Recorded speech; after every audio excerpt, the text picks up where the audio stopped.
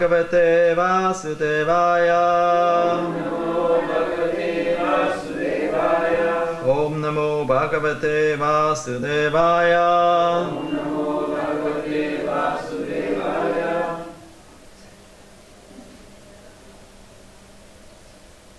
Read from Srimad Bhagavad Gita, 9 chapter, text 16.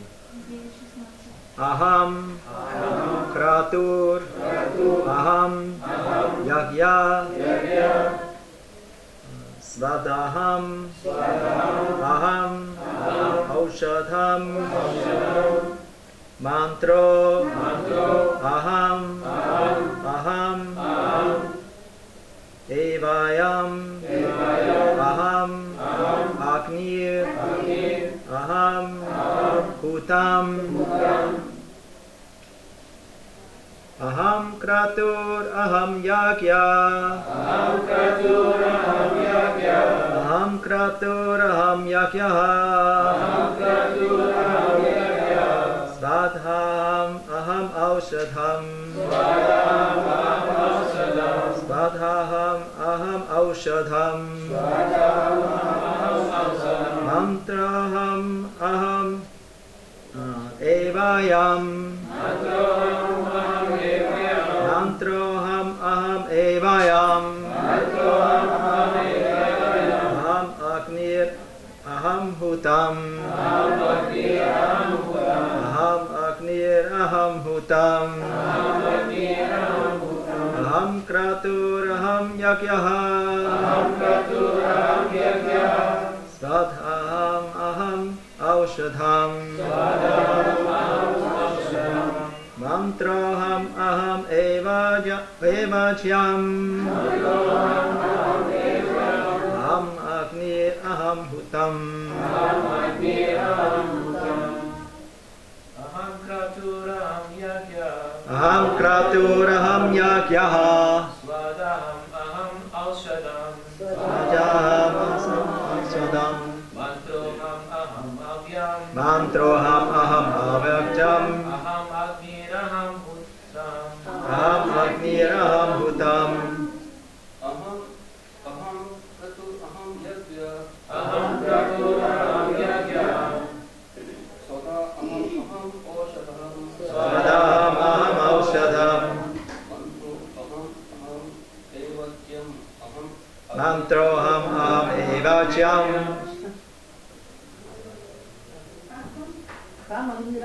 Aham Agnir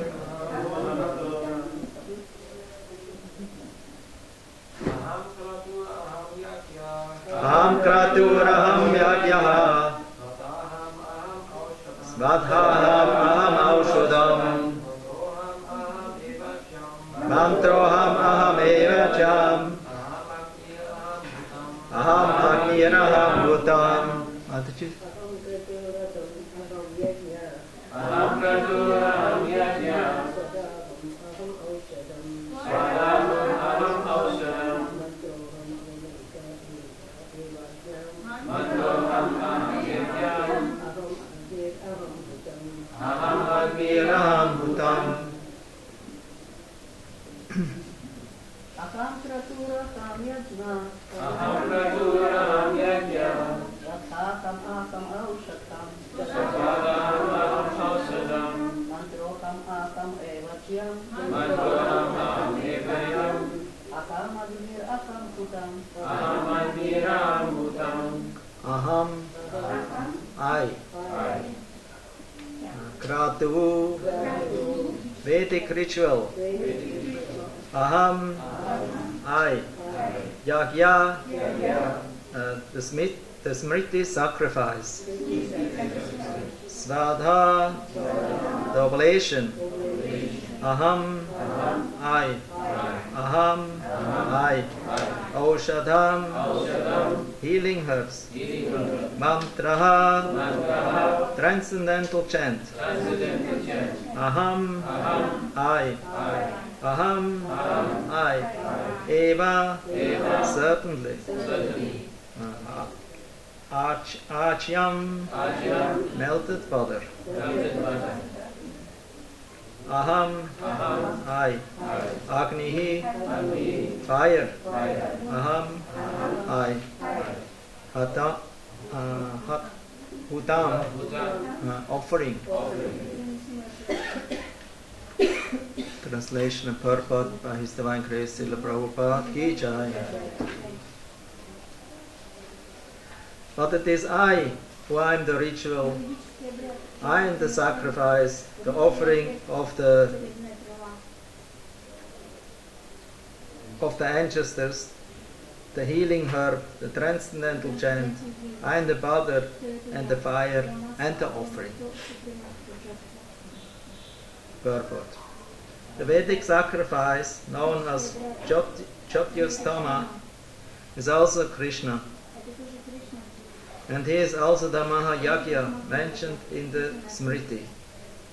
The oblations offered to the Pitri Loka or Pitris, or the sacrifice performed to please the Pitri Lokas, considered as a kind of drug in the form of clarified butter, is also Krishna.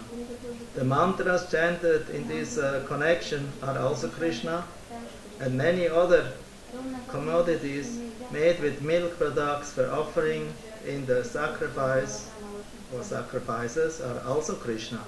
The fire is also Krishna because fire is one of the 5 material elements and is therefore claimed as the separated energy of Krishna.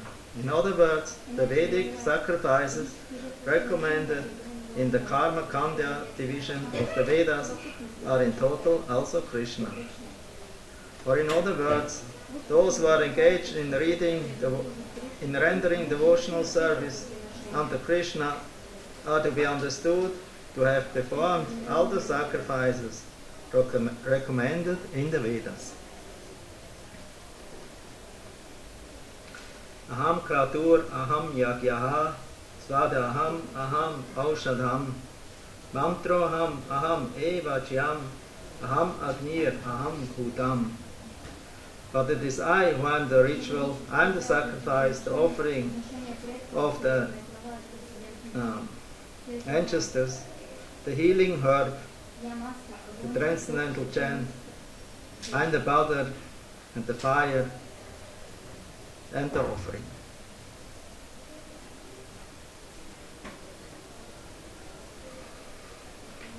Om Agyati Maranyasya Kilanchana Salakyam Chakshurum Militam Yena Tasma Shri Gurave Namaha. Jai Sri Krishna Chaitanya Prabhu Nityananda Shri Advaita Gadadha Shivasari Gaura Bhakta Vrinda. Hare Krishna Krishna Krishna Hare Hare, Hare Rama Rama Rama Hare Hare.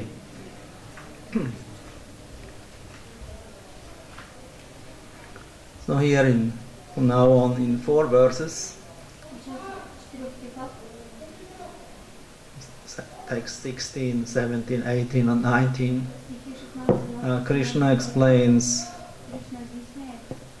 in which way he is manifested even in this material world, so that in the material elements, so that the people who are still not on the transcendental platform can perceive him and understand that actually everything ultimately is Krishna, or a manifestation of Krishna. Of course, that doesn't mean that now everything is directly Krishna, directly the full Purna Krishna, but it is Krishna's energy, Krishna's, and therefore that is not different from Krishna. It is also Krishna. Om Purnamada Purnamidam Purnam Purnam Uchachate Purnam Evam Purnam Eva Chachate Purnam Adayam Purnam. Anyway, Ishopanishad, this verse describes that the Supreme Lord is absolute, is complete, and everything that is manifested from Him is also complete. And still He stays the complete. absolute. As stated also another place in the Gita, where Krishna says, although everything is a manifestation of me, but still I'm aloof of it in my transcendental world, in the Vaikunthas or Golokas, spiritual planets. So in the universal form of the Lord, who is a manifestation, Virat Rupa, it's described in the 3rd canto of Srimad Bhagavatam, there all the different demigods are manifested in the different parts of the universal body. The eyes, the ears, the mouth, the touch, sense, the hairs on the body, the different Vedic ingredients or sacrifices, and also transcendental chants or mantras, hymns, Vedic hymns. They're all different manifestations of the Virat Purusha. So this Virat Purusha is a manifestation of the Lord in this material world. He's the Mahapurusha, the supreme enjoyer. Therefore, he is actually the only enjoyer of all our activities and of all sacrifices. As Krishna later on in this chapter proclaims or says, that ultimately everything what we do, everything what we give away or do as a sacrifice, we should do it for him.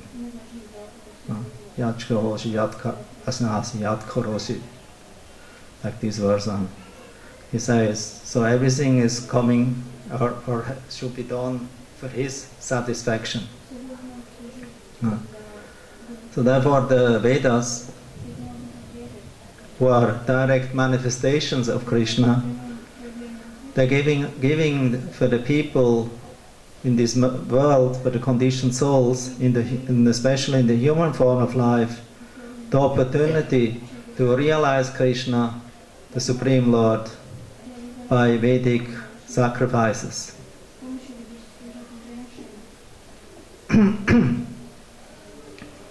And there are two conceptions of a Vedic sacrifice. An external and an internal factor. So the ritual itself, the ritual of a sacrifice, the fire yagya place made of bricks and clay, some material elements, the firewood,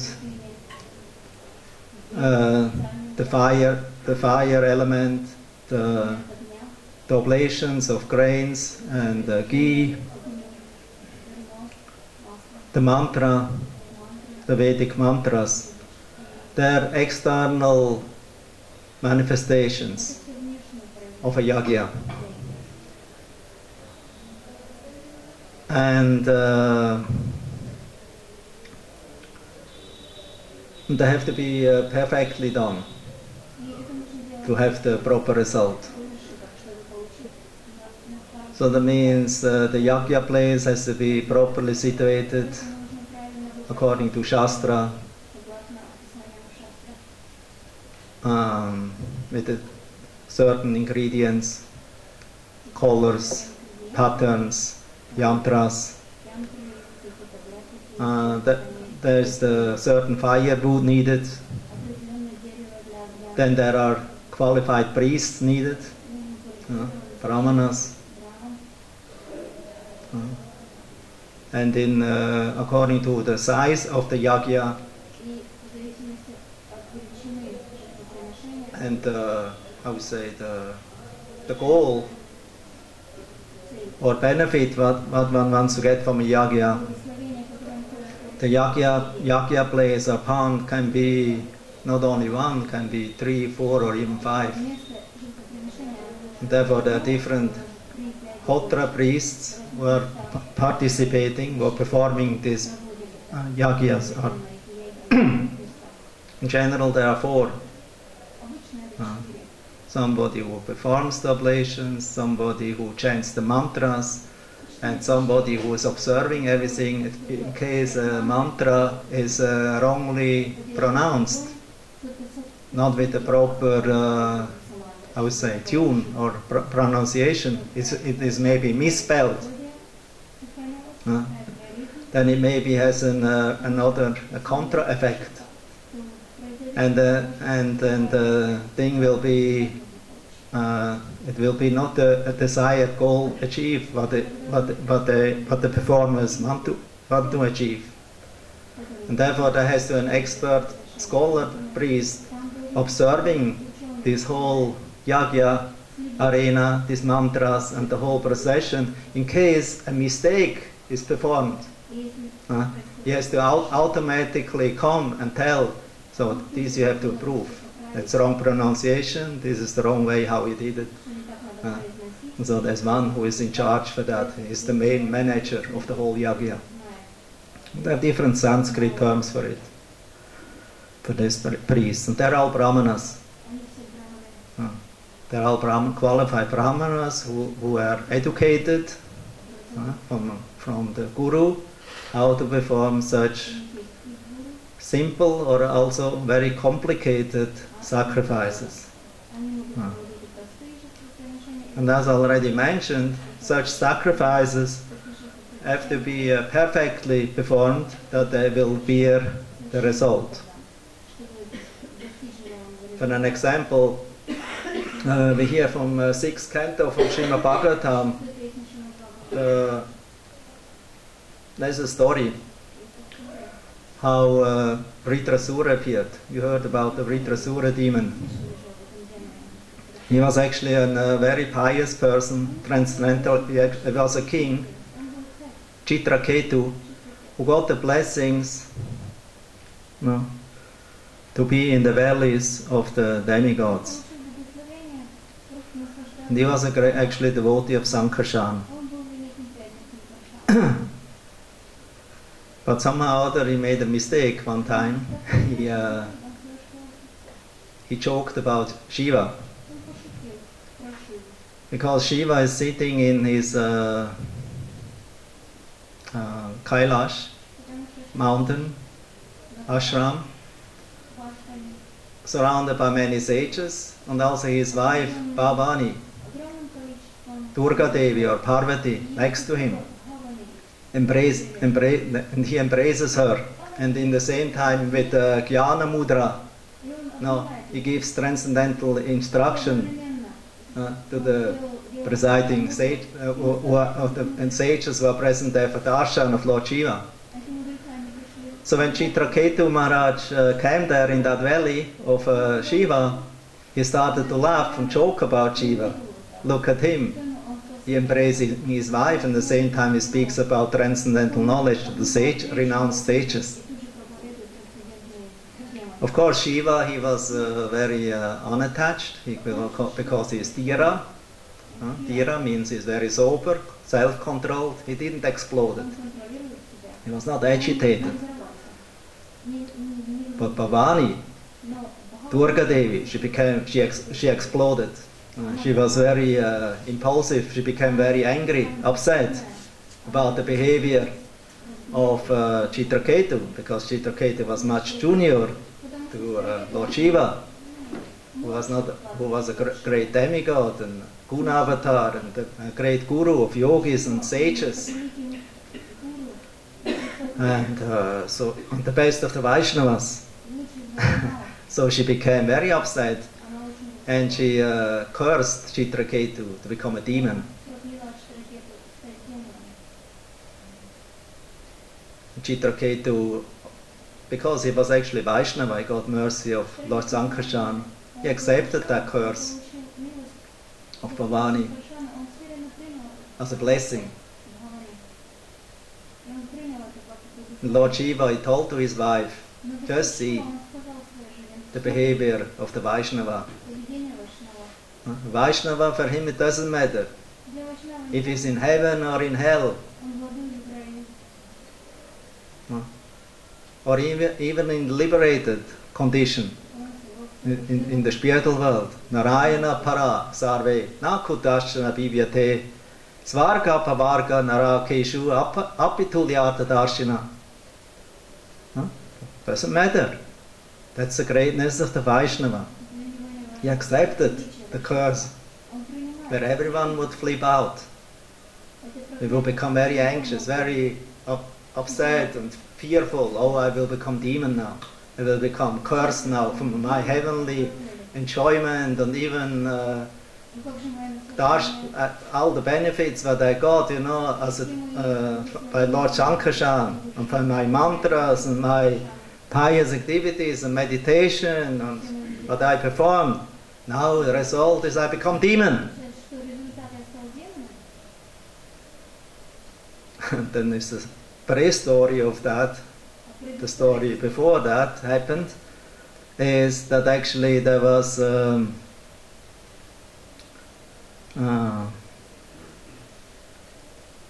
what was his name? The father of Vishwarup. He was a Brahmana. He had 3 heads because he was a priest, Yagya priest. And because to perform a yagya, you know, 3 heads are very comfortable because you need to chant and recite the 3 Vedas to perform, to chant the mantras and make an oblation. And Indra, who was in very great tension, he wanted to have a yagya made by this priest, Vishwarup. But Vishwarup, he had a lineage, one of devas or sages, and the lineage with the mother who was from Asura side. And Indra, he knew about that, and he told him, beware, be careful, don't only offering oblations for our benefit, the benefit of the devas. Don't offer any oblations to the asuras. So, but because Vishwarup said, okay, but then secretly, because he was a devotee also from his mother's side, he also had to please her side. He felt an inclination to do some benefit for her, so I also put some oblation for her, for the Asura side. So when Indra understood that, he became very angry and he cut the head, 3 heads of this Brahmana. So he became, how to say, he got the great sin of killing Brahmana. And that brought him in great danger. And the father, Tvashta, what's his name? He wanted to do something to counteract the killing of his son, and he created a yagya. He performed a yagya sacrifice with the purpose to kill this Indra. Because sacrifice can be performed for many things, you know. You can, according to your consciousness. If you want to kill somebody or harm somebody, there's a certain sacrifice. If you want to do something good for your family, for your nation, for the peace in the world, there's another sacrifice. If you want to do something against for good harvest and rain, like that, there's another sacrifice. So therefore there are many different sacrifices one can perform. But they're all, of course, on material platform. for material prosperity. If you want to have nice sons, nice wife, nice children, nice money, power, no enemy, conquering enemy, that's also sacrifice. If you want to become the king of all the world, there's a sacrifice. So there are so many sacrifices. But all for karma kandya, for material benefits. So this is sakama. And therefore the most Vedic worshippers of sacrifices, they do this external performance of the sacrifice with the purpose to worship certain demigods like Agni, Indra, Surya, like that, Varuna, to get benefits, to get benefits, blessings from them. So Dvashta, in his anxiety, because he was a little agitated, even in the yagya, and that was a fault in itself. Because if you do a yagya, you have to be completely peaceful, in purity, peace of mind, pure. Otherwise, not a good benefit. But he was very agitated, and in his agitation, or he was not concentrated so good, so he pronounced one word of the mantra to curse Indra, to create an enemy for Indra, who will kill him from the yagya. So he spelled the word wrong. One syllable, only one syllable he spelled wrong. Can you imagine? Instead of spelling it short, he spelled it in a long way, or like that. Shatru. Shatru means enemy. So he wanted to create an enemy from the yagya. That was the purpose of the yagya. So, but instead that he pronounced Shatru right, he pronounced it in the wrong way. Mispronounced it, this A. And instead that the enemy would appear, who will kill Indra, Vritrasura appeared, who was actually Chitraketu, who was cursed by Parvati. He appeared from this yagya sacrifice of Dvashta, or Dvashta, and but instead that he will become enemy of Indra, who would kill him, actually became opposite. Indra would kill him. So ultimately, although it was a hard struggle, although Indra had he got this special weapon, thunderbolt. Indra is a thunderbolt carrier. He has a very powerful weapon. From whom he got it? From one powerful sage, a very ascetic sage. And he had a lot of Shakti in his bones. A lot of tejas and Shakti in his bones. So Lord Narayana or Lord Vishnu, he gave Indra the advice, go to this Dadichi Muni. What's his name? Dadichi. Go to him and ask him for his body, that you can get his bones, to make thunderbolt weapon out of it.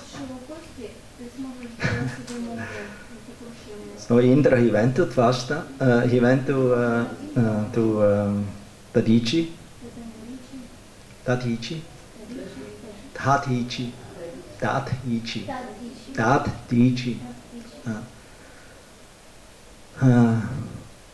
and asked him for his body. But who is ready to give his body? Because the body is the vessel or the instrument what we have for self-realization, or to fulfill our desires if we have material plans. So it is very important in material and in spiritual sense. The body is very, very important. So therefore Dadichi in the beginning, he played a little with Indraji. Of course, he was completely unattached to his body, but he told him, you know, my dear Indra, you know, I can give you everything, but I cannot give you that, you know, what I need for myself, you know, my body. Because the body is the most valuable thing what the soul has. Because without this body we cannot attain self-realization. We cannot attain liberation. Therefore we need this body. We cannot just give it up. No. But then when Indra told him, but I need this your body, you know, the bones of your body, on the advice of Lord Vishnu, for a higher mission, you know, to fight against the demons. Then Dadichi immediately told, okay, for the higher mission, on the instruction of the Lord, I'm ready to give you my body, you know, for the service of the Lord. So in this way he sacrificed. He sacrificed his own body, you know, as an offering, as an oblation for the pleasure of Lord Vishnu or Krishna. That is Dadichi. So in this way, Dadichi, he gave up his body. Indra became happy because he got the thunderbolt weapon, who was considered invincible. And with this invincible weapon of Dadichi, he started to fight against Vritrasura. But Vritrasura, he was a monster, and he was himself very empowered and powerful because of his tejas or spiritual powers from last life. So he was very ferocious and powerful. So he didn't make it Indra very easy to be killed, you know. But ultimately he let himself become killed.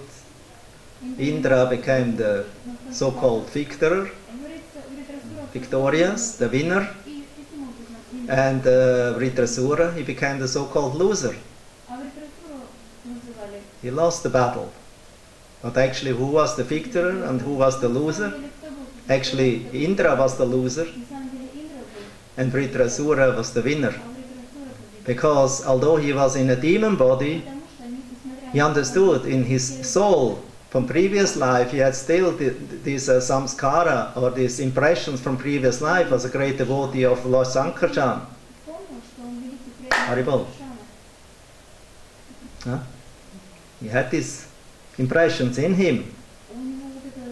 And therefore, even although he had got a demon body, you know, he didn't forget his position as an eternal servant of the Supreme Personality of Godhead. And he always prayed to the Lord, oh, let me die on this battle against Indra, and then I can think about you in the time of death, and I will come to you. That was his meditation. That was his desire. But Indra had not such a desire. He only wanted to kill Vritrasura, because Vritrasura, he considered him an enemy. He considered him a demon. He was against the interests of Indra. And so therefore, he wanted to kill him, you know, to maintain his material, heavenly position as a great demigod. And as a result, Indra had to stay in the material world, although he was victorious. But Vritrasura, although he was a demon and he lost, he became killed by Indra, but because he thought about Krishna or Lord Sankarshan in the time of death, he went back to Godhead, to the spiritual world. So I told this story actually, it was a little longer than for the point, but it's a very nice story itself. It has many valuable points in it. But the main point of it was that there was a mispronunciation in the mantra of the yajna, of the sacrifice, and he offered the oblations to yagya, to the fire. And that gave another result than he actually desired. Another thing is also, in Kali Yuga, yagyas, the sages of Naimisharanya, they assembled in Naimisharanya. Naimisharanya is considered the center of the universe, of Brahma, of the Brahmanda of Brahma.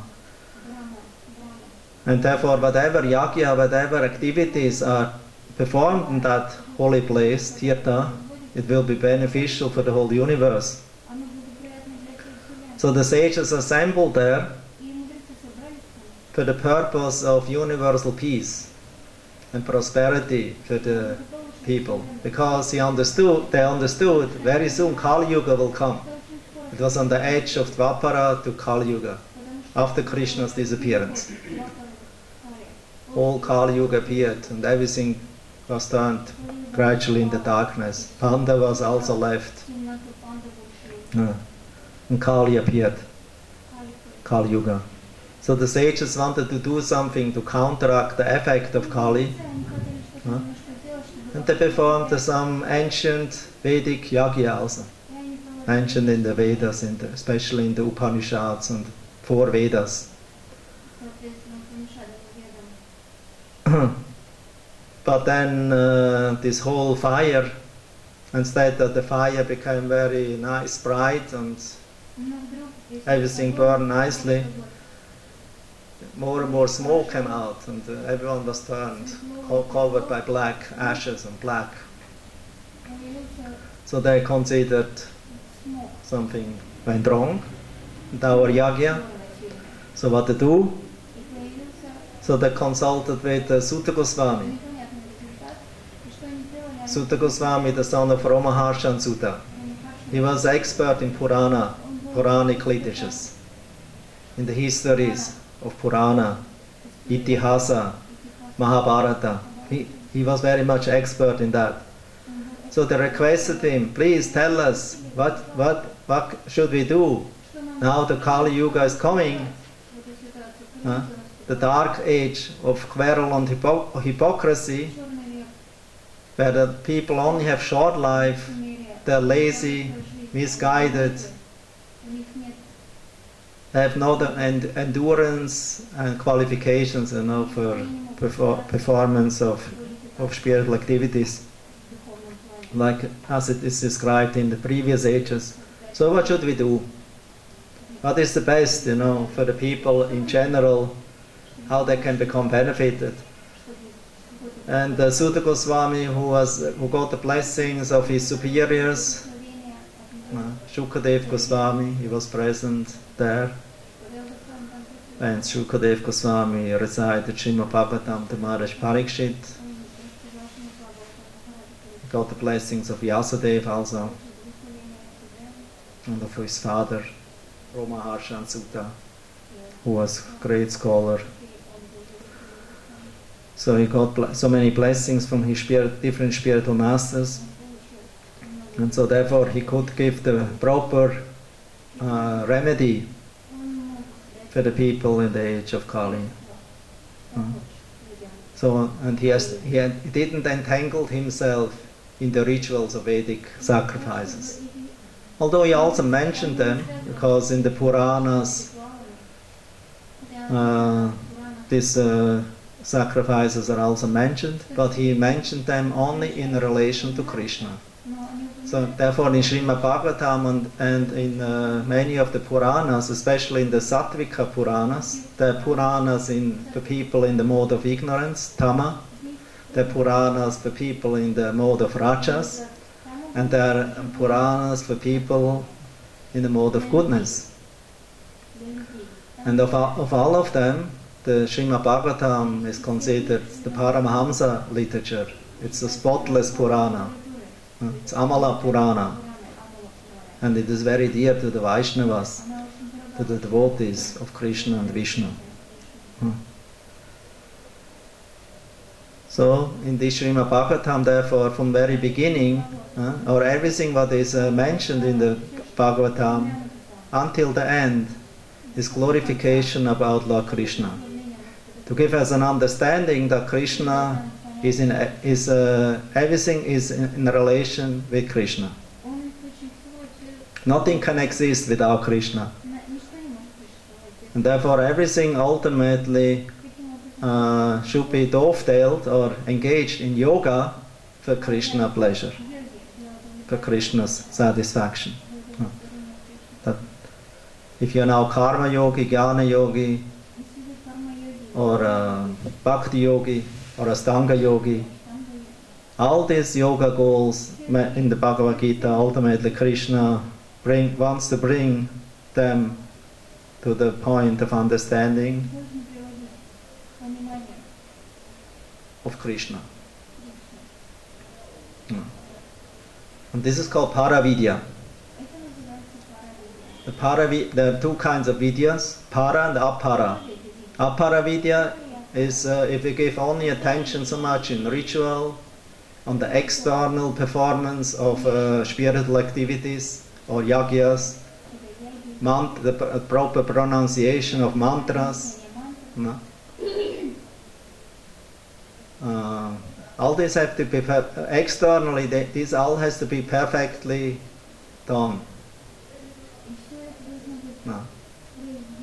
But in the same time, from the Paravidya point of view, Krishna says to Uddhava, and also in the Bhagavad Gita, Krishna says, a connection, not attain him and understand him by jnana, yoga, yagya, dana, giving charity and like that, and these Vedic sacrifices and performances. Because ultimately can only be attained by bhakti, or by the devotional service of his devotees. So therefore the Paravidya is the understanding of Krishna, that Krishna is everything, is the goal of the Veda, is the creator, the manifestate, he manifested the Veda, and he's the Veda itself. That means he's everything what the Vedas are describing is actually Krishna. Therefore the yagya, the performance of yagya, the oblations, the grains, the fire, the ghee, the wood, because they're all manifestations of the universal form. They're all ingredients of universal form. The universal form has giving us all these different paraphernalias, and also different demigods who are in charge with these different elements. But if the performance of the Vedic rituals only offering oblations and their sacrifices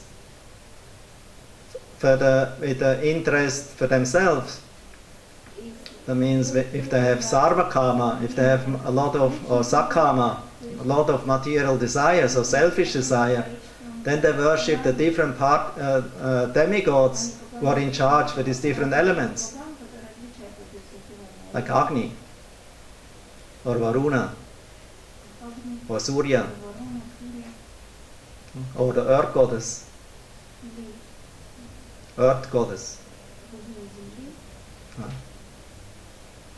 different demigods they worship.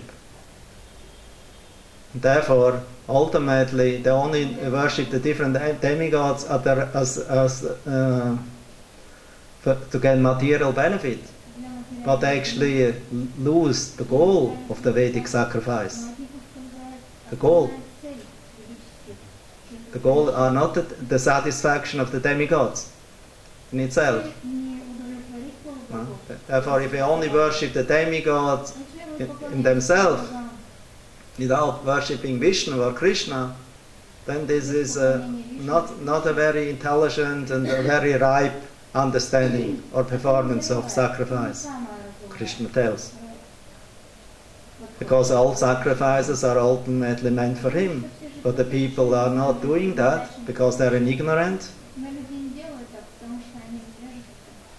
especially in Kali Yuga, and even before that time, there was quite a degradation in the Vedic sacrifices of the different priests, and everything became more and more materialistic and ritualistic. Everything was only interested in Paravidya, Aparavidya, in inferior knowledge, but actually only is a support, to attain the Paravidya, the transcendental knowledge, and the goal of transcendental knowledge, surrendering and devotional service to Krishna.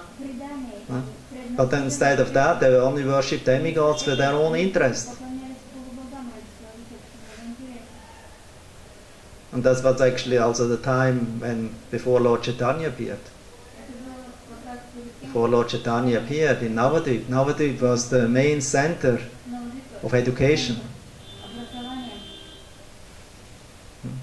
There are so many Sanskrit scholars came there who wanted to learn Sanskrit grammar and Shastra. So next to Varanasi,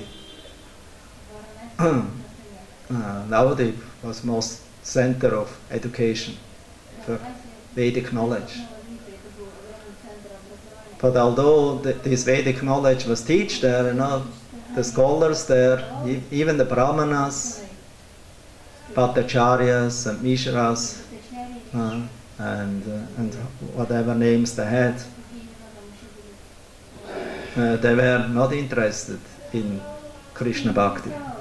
They were only interested in filling the bellies, performing yajna sacrifices for different families, that they have nice sons, nice children, riches, that they have nice wedding ceremonies. It's also Vedic sacrifice needed for all the samskaras, performance.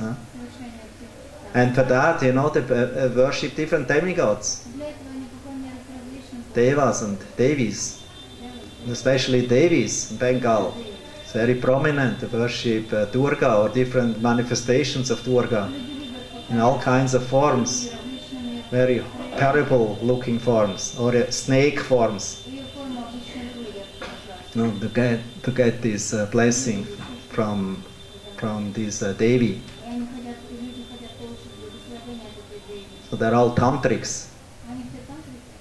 And actually tantras of Devi worship is a mode of ignorance, because it is only fulfillment of material desires. Therefore so many demigod worshippers, like especially Devi in Bengal, and actually all over the world. Devi, or the female aspect of God, is very strong. So because she's Shakti, so she gives blessings for them. Therefore they're called Shaktas. So but the pure Vaishnavas, they were very sad, to see the situation, circumstances in Navadvip. And they did not, because nobody chanted Hare Krishna mantra loud, or any Vishnu mantra. It was forbidden to chant loud. The only time when they could chant was when you took a bath in the Ganga, because then you were considered pure with the ordinary people. And even the Brahmanas were not chanting, and for the people were forbidden to chant because they were considered impure. And this is actually completely against the Vedic, especially this Para-Vidya process. Because the Para-Vidya process give you a direct connection or link with Krishna, who is not dependent so much on the external things, of rituals. If the mantra is pronounced properly or improperly, the place, the circumstances, the personalities who are chanting, the time, for Vedic sacrifices is all important.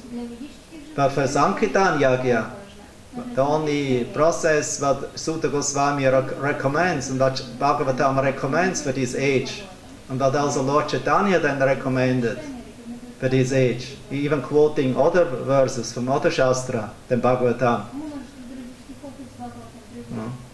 Then the Sankirtan, if you do Sankirtan, you know, it's the best Yagya. And it's the only Yagya in this age, Sankirtan Yagya. Krishna Varnam Tvisa Krishnam Sangapangas Parshadam Yagyai Sankirtan Prayai Yachanti Hi Samedasa. And for Bhagavatam says, those who are intelligent, Sumedasa, in this age of Kali Yuga, they worship Lord Krishna, who is Krishna Varnam, Dvisha Akrishnam, but he is not blackish, he is not Krishna in blackish form, as Shyama Sundar, but he is in golden form, Gora Sundara. And he is chanting the holy name, he is performing Sankirtan, and he is not coming alone, he comes with his Sangha, Upanga, Parshadas, and Astras. Is coming to introduce the Sankirtan Yagya. So Sankirtan Yagya is especially recommended for this age. And the devotees in Navadvip, they knew about that. But for them it was practically forbidden, because the smarter Brahmanas in Navadvip, you know, they considered the Vaishnavas deviating from Vedic process, doing violence, you know, waking up the sleeping Lord Vishnu, who is sleeping in his slumber, godly, divine slumber. They're waking him up due to their loud screaming and calling out the holy name of Krishna. Kolavecha Sridhar, I told last time the story of Kolavecha Sridhar. He chanted the holy name loudly, and his neighbors, they became very agitated because they were all Kali worshippers. And they were wondering why this fellow, you know, is chanting always so loud the Krishna, this Haribol and Hari's name.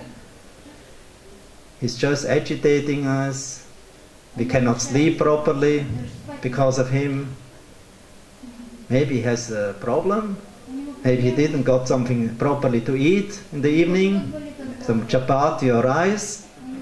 So they screamed over to him, you know, hey fellow, you're hungry? So here, take the chapati here. And they threw him some chapati over, you know.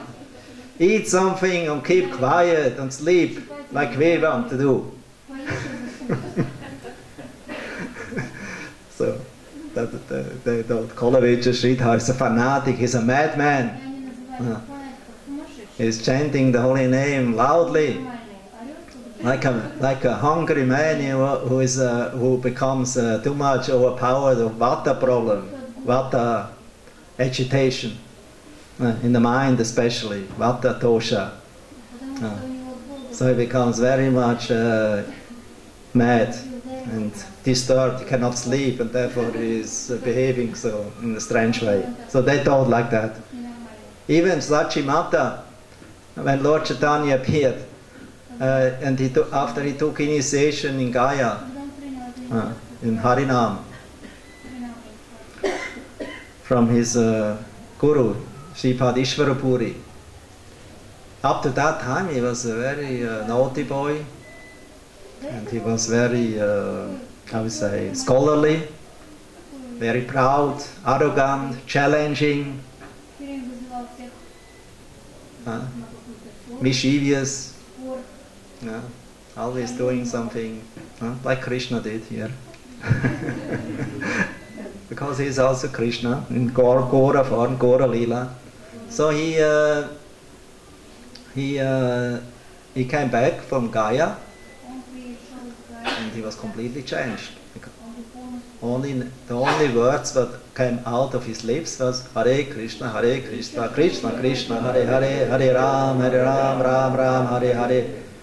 But not in a very, how we say, sleeping way like we do, or in a spaced out way, but it was in complete ecstasy chanting. Premanam, completely ecstatic name, in pure love to Krishna. And he became completely changed, you know, he gave up his arrogance, his playfulness.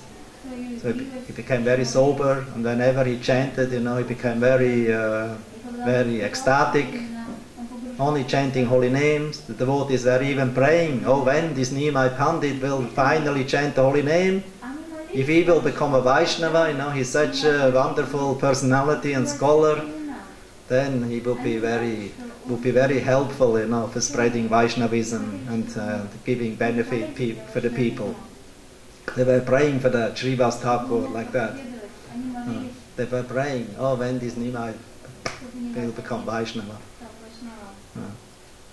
Finally, when he came and he was Vaishnava, he had all the Vaishnava symbols, not only marks and dress, but also the symbols of marks of ecstasy, of ecstatic love to Krishna. Everyone was happy. Vaishnavas became supremely happy and chanted Hari Bol, oh, thanks to Lord. Nimai, he took up Vaishnavism. But the mother, because you know how mothers are, they're always a little scared, you know, about the health and well-being of the son. So the mother thought, you know, what happened with my Nimai?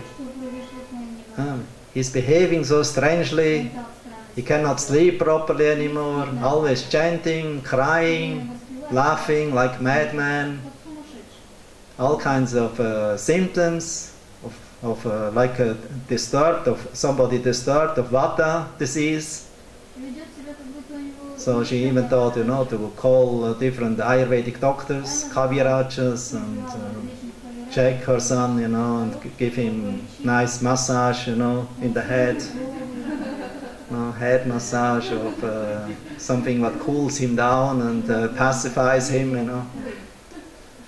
And also Srivas Thakur came and she consulted with him because he was senior and he was very respected by everyone, and he was very helpful for everyone, concerned for everyone.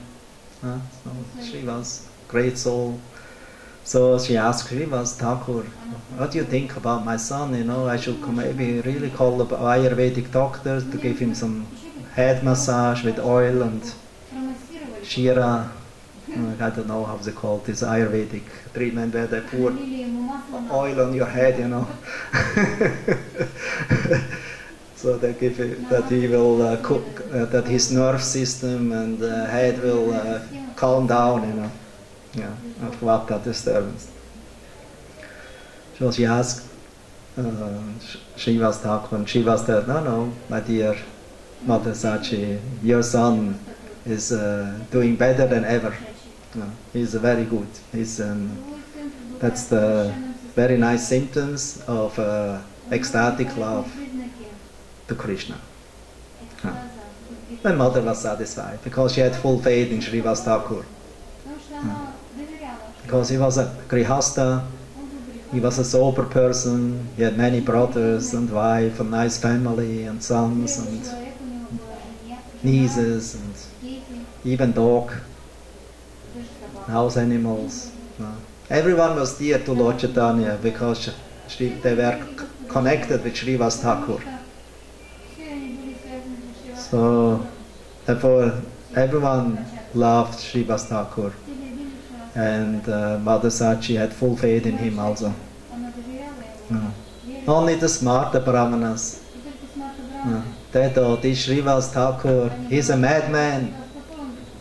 And his brothers too, this Ramai, Nandai, so they should, and all this family, you know, they're always chanting Hare Krishna mantra. making the whole neighborhood mad. This was before Lord Chaitanya's appearance. And secretly meet, chanting in their homes. So what to do? They're ruining our whole Hindu Dharma. So better, before the Muslim Qazi will come, the ruler of the Muslim of the other region was a Qazi, who was a very strict follower of the Quran. And the Quran is the law book, of Islam. Everything is there, and everything has to be according to that. And everything that is not according to Quran, will be punished. And so even the Hindus, the smarter Brahmanas, they became very angry. They're very angry on Srivas Thakur and very much afraid of the Qazi. They thought, if this Srivas Thakur will, as a Hindu, he will chant Hare Krishna mantra, then the Qazi will sooner or later hear about that, and he will send his military men, and police, and will harass us. And then again we are under trouble, Now we live peacefully with them in harmony because we are not agitating and conflicting with Islam. So everything is okay. But now these Vaishnavas become crazy. They are going against this our process. So what we should do? Actually, we should destroy his house, drive these brothers and his whole family away from Navadvip.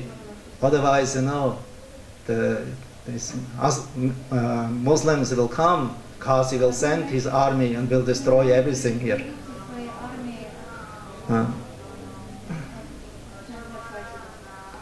Anyway, ignore it. So he will destroy everything. So better we destroy their houses and throw it in the Ganga and get rid of them. Later on, when Lord Chaitanya appeared, he reminded Srivas Thakur about that. That certain Brahmanas were against him.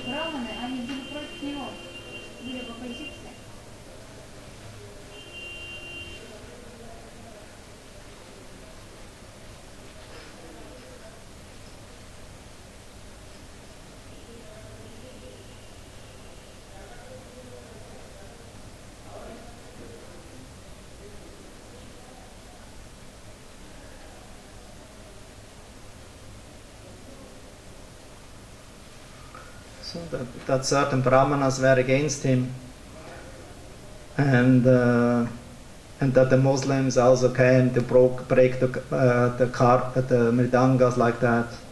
But he pacified him and they told him, I will let them all come, those who are against you, and I'll convert them. I will kill them. I will not kill them with weapon. I will kill them by giving them the holy name. I will them all dance and cry. I will tell this Qazi when he comes, chant your name, Allah's name. And then I want to see how much ecstasy you will get. And then you will chant Krishna's name. And then you will see how tears will come and how you will laugh and cry in ecstasy. Then I will make them all Vaishnavas, I will make them all devotees. So Lord Chaitanya prophesied a prophecy about Jankasi later on, how he actually became Vaishnava. And even his descendants of Jankasi became Vaishnavas because he made a last testament, will, that every one of his family in the future, if they want to be his followers and connected with him, they all should be Vaishnavas and be favorable to the Vaishnavas. Never do harm to Vaishnavas, although they were Muslim. So ultimately, chanting Hare Krishna is the supreme yagya, but especially recommended for this age. And it can be performed by anyone and everyone. And that was Prabhupada's process, to make people happy by giving them the holy name, chanting Hare Krishna Maha Mantra. This way they will become purified and they will start to read his books, take prasadam. This is all sacrifice. So therefore spreading holy name, giving prasadam, preaching, distributing books, this is all Sankirtan Yagya. And that's what the Vaishnavas were praying for, that the Lord will come himself to inaugurate the Sankirtan Yagya for this age. Advaita Acharya himself was there. He's Shiva, he's Mahavishnu combined. His avatar, his Ishvara, his great personality, powerful. So he could introduce himself, the Yagya. But he understood, now in this age, in Kali Yuga, this time of Kali Yuga, it's not just the external performance of the Yagya. No, it's not just the ritual. So therefore the Lord himself has to come. Krishna, the original Smayam Bhagavan, Krishna himself has to come to inaugurate the Yuga Dharma, the Premanam. Because the Premanam only can be given by Lord Chaitanya, Krishna, Radha, combined. The Yuga Dharma, not to kill demons, to inaugurate the Dharma, religious principles, to protect devotees. Any avatar can do. This Advaita Acharya could also do. No? But in this specific time, Lord Chaitanya wanted to do something has a very special program, because he wanted to turn everyone, not only change him to become a pious person and attain Vaikuntha or liberation, but actually to make him his associate, own associate, to come back to him and stay with him as an eternal associate in Goloka. That was Lord Chaitanya's great mercy. Therefore he is Namo Mahavadanya avatar, the most merciful incarnation, because he really distributed love to Krishna, but no other incarnation did before. He didn't brought any weapon. His only weapon were his devotees, the holy name, and his own sweetness, his sweet personality, beautiful personality. And with that, Lord Chaitanya was spreading with the Panchatattva members the Yuga Dharma, and he, I would say,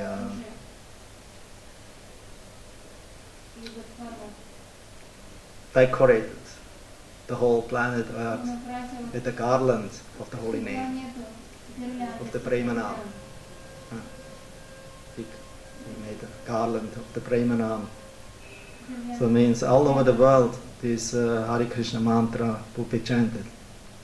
That was Lord Chaitanya's desire. And Prabhupada, he had this full understanding, and therefore he became instrumental. I was, since a few weeks, I'm always watching Prabhupada movies about from different times, from 66, 67, now 71, and with the different interviews of devotees. There's a whole collection, you can get it outside here. And it's very interesting. But the most devotees who have seen Prabhupada, who are very near with Prabhupada for a long time, it became very clear in my mind. So many it actually told Prabhupada he was effulgent. He had like a golden body. That was but most of the devotees always without these interviews were all made in different places. Not that they all met in the same place or heard it from somebody else, but they really witnessed that. He was very effulgent and he had a golden body. And the second thing what I always understood from the devotees, that he was always very merciful, very kind, and very eager actually to make people happy. Any kind of person, he was open to meet and speak with them about Krishna consciousness. And he always repeated this message without any adulteration or changing or, I would say, compromise. As it is, clearly, straight. And he was always very enthusiastic, very eager. And one thing what I also remembered is that one devotee, or actually several devotees told, the Prabhupada, when he came to America in the beginning, he always studied and looked at the world map. Yeah. World map, Atlas, world card, different continents and countries. And the devotees at that time, they thought Prabhupada will always stay in New York, maybe Los Angeles or San Francisco. But most even they thought only New York. New York is the spiritual world, it's Goloka, it's the everything. Prabhupada is there, only there, that's all. But Prabhupada went to there and there and there and there, and even in his mind, in his meditation, he was studying the different continents and the different countries whom he wanted to visit and go to give them the holy name and this transcendental knowledge, this process of Krishna consciousness. So he was always broad thinker, not small thinker. He was very broad-minded, very, I would say, munificent, like Lord Chaitanya. Lord Chaitanya is very merciful. His devotees who are empowered by Lord Chaitanya, they have the similar or sometimes even greater mercy. Because they go to people where not even Lord Chaitanya went. And then one also what I heard, that's very, very nice statement, is why Lord Chaitanya didn't spread Krishna consciousness all over the world if he had this desire and plan, And then Prabhupada told, because he left it over for me, that I have something to do, that he gave this mission to me.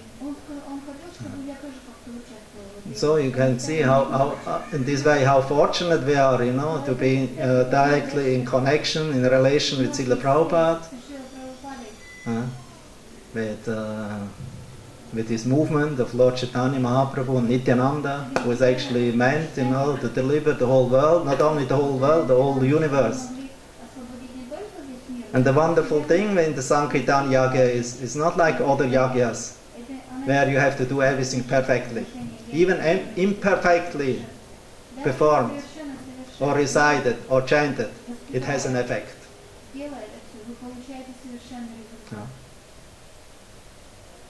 It has an effect, because fire is always burning, consciously or unconsciously touching it. So it has an effect. So, therefore, if we put our endeavor in the fire of Sankirtan Yagya, either our body, prana, artha, diya, vacha, 4 things Lord Chaitanya recommended.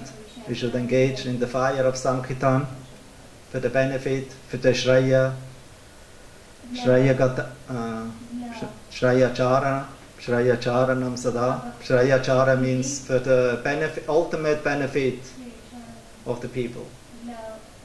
The Shreya Chara. So that they can follow this example of the devotees. By body, prana, your life energy, prana, artha, your possessions or your achievements, diya, your intelligence, your mind, your ideas, and vacha, the words. These 4 things, prana, artha, diya, vacha, they should be engaged all in the Sankirtan Yagya for the benefit of helping others.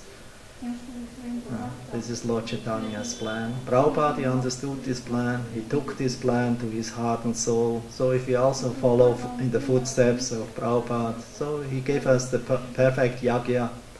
And in this yagya, it's no hard and fast rules.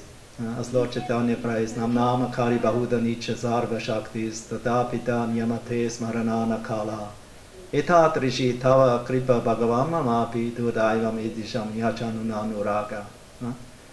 So the Lord is so merciful, He gives us so many different names through whom we can approach and glorify Him, like Krishna, Govinda, Vasudev, etc. Thousands of names. And there is not even hard and fast rules to chant His holy name.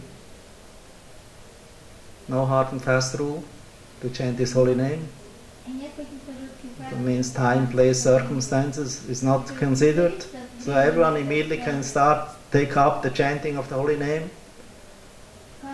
But unfortunately, although it is so easy, by the Lord's mercy to chant His holy name, I am so unfortunate that I don't have any attraction to them.